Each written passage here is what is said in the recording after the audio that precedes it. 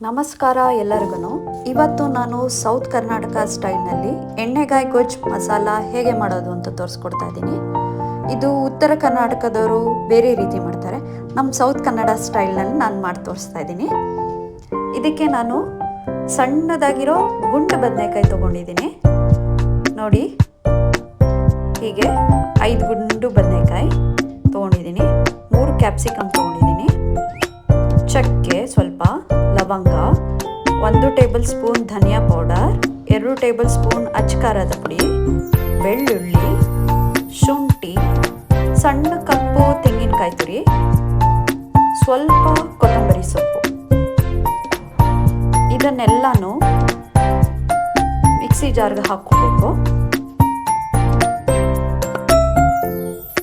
ಹಾಗೆ ಇದಕ್ಕೆ 1 ಈರುಳ್ಳಿ, 2 ಟೊಮೊಟೊ, ಇದನ್ನೆಲ್ಲ ಮಿಕ್ಸಿಗೆ ಹಾಕ್ಕೊಂಡು ಸ್ವಲ್ಪನೇ ನೀರು ಹಾಕ್ಕೋಬೇಕು. ಇದಕ್ಕೆ ರುಚಿಗೆ ತಕ್ಕಷ್ಟು ಉಪ್ಪು ಹಾಕ್ಕೊಂಡು ಸ್ವಲ್ಪನೇ ನೀರು ಹಾಕ್ಕೊಂಡು ಫೈನ್ ಪೇಸ್ಟ್ ಮಾಡ್ಕೊಬೇಕು. ಇದಕ್ಕೆ ಜಾಸ್ತಿ ನೀರು ಹಾಕ್ಕೊಬಾರ್ದು. ನೋಡಿ ಈ ರೀತಿ ನಾನು ಬದನೆಕಾಯಿನ 4 ಭಾಗವಾಗಿ ಹೀಗೆ ಕಟ್ ಮಾಡ್ಕೊಂಡಿದ್ದೀನಿ. ಅದೇ ರೀತಿ ಕ್ಯಾಪ್ಸಿಕಮ್ನು 4 ಭಾಗವಾಗಿ ಹೀಗೆ ಕಟ್ ಮಾಡ್ಕೊಂಡಿದ್ದೀನಿ. ಹೀಗೆ ಕಟ್ ಮಾಡ್ಕೊಂಡು ಇಟ್ಕೊಂಡಿರೋದಕ್ಕೆ ನಾವು ಮಾಡಿರೋ ಮಸಾಲನೆಲ್ಲ ಹೀಗೆ ಫಿಲ್ಲಿಂಗ್ ಮಾಡ್ಕೊಬೇಕು. ನೋಡಿ ಈ ರೀತಿ. ಅದೇ ರೀತಿ ಕ್ಯಾಪ್ಸಿಕಮ್ನು ಫಿಲ್ಲಿಂಗ್ ಮಾಡ್ಕೊಬೇಕು.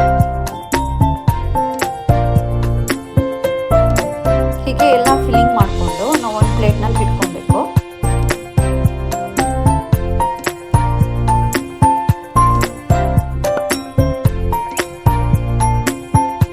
ನೋಡಿ, ಈಗ ನಾನು ಕುಕ್ಕರ್ ತೊಗೊಂಡಿದ್ದೀನಿ. ಕುಕ್ಕರ್ಗೆ ನೋಡಿ ಈ ರೀತಿ ಸ್ವಲ್ಪ ಜಾಸ್ತಿ ಎಣ್ಣೆ ಹಾಕ್ಕೊಬೇಕು. ಹೀಗೆ ಒಂದೊಂದಾಗಿ ನಾವು ಮಸಾಲ ರೆಡಿ ಮಾಡ್ಕೊಂಡಿರೋದನ್ನೆಲ್ಲ ಹೀಗೆ ಒಂದೊಂದಾಗಿ ಹಾಕ್ಕೊಬೇಕು.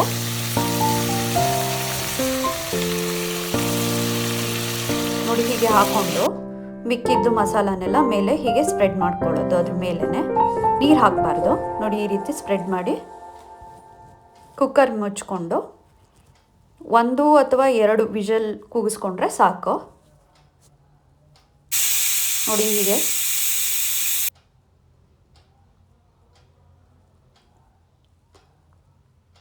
ನೋಡಿ ಹೀಗೆ ರೆಡಿಯಾಗಿದೆ ನಮ್ಮ ಮಸಾಲ.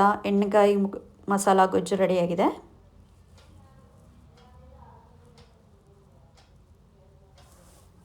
ಇದನ್ನು ನಾವು ದೋಸೆ ಜೊತೆ, ರೊಟ್ಟಿ ಜೊತೆ ತಿಂದರೆ ತುಂಬ ಚೆನ್ನಾಗಿರುತ್ತೆ. ನೀವು ಮನೆಯಲ್ಲಿ ಮಾಡ್ಕೊಂಡು